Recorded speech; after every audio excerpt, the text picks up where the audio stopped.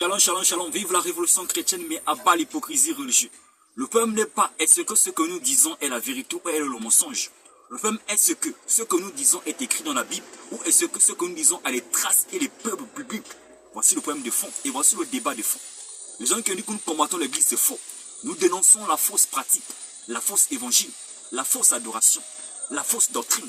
Parce que les gens nous prêchent une évangile étrange qui n'a pas les traces bibliques, qui n'a pas les preuves bibliques.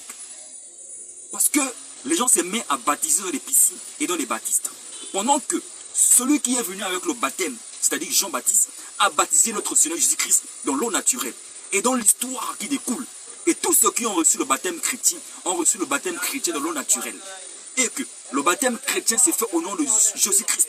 Voici le baptême chrétien.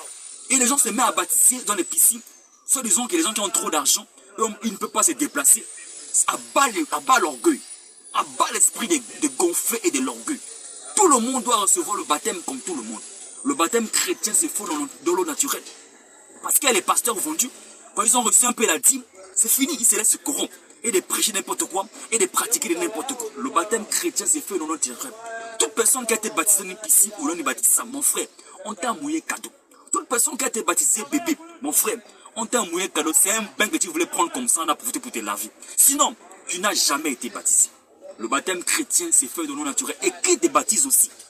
Parce que la Bible déclare que celui qui croira sera sauvé. Mais toi, tu as cru à quoi? Tu as cru à quoi pour te faire baptiser? Voici le débat de fond. Abat les faux chrétiens, abat la fausse évangile, abat la fausse adoration, abat les dieux africains. Les dieux africains sont des comédiens. Abat les sorciers parce que les sorciers sont des maudits. Voici ce qu'on doit dire. La vérité doit être prêchée. Il faut dénoncer le mensonge. Celui qui ferme la bouche devant le mensonge participe au mensonge qui se fait. En tant que chrétiens, nous devons dénoncer et dire la vérité. Nous sommes les véridiques. Nous devons dire la vérité, peu importe le prix. Nous sommes chrétiens jusqu'à la mort. Nous sommes de ceux-là qui mourront pour la cause de la vérité, comme Étienne. Voici le débat de fond. Nous sommes les chrétiens et nous devons dire et prêcher. Car celui que Dieu envoie dit la parole de Christ, dit la parole de Dieu.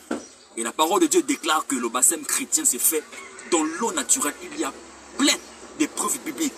1 Corinthiens 4, le verset 6 dit que c'est à cause de vous, frères, que j'ai fait de cette chose, ou de cette écriture, ou de cette parole, une application à ma personne, afin de ne pas aller au-delà de ce qui est écrit.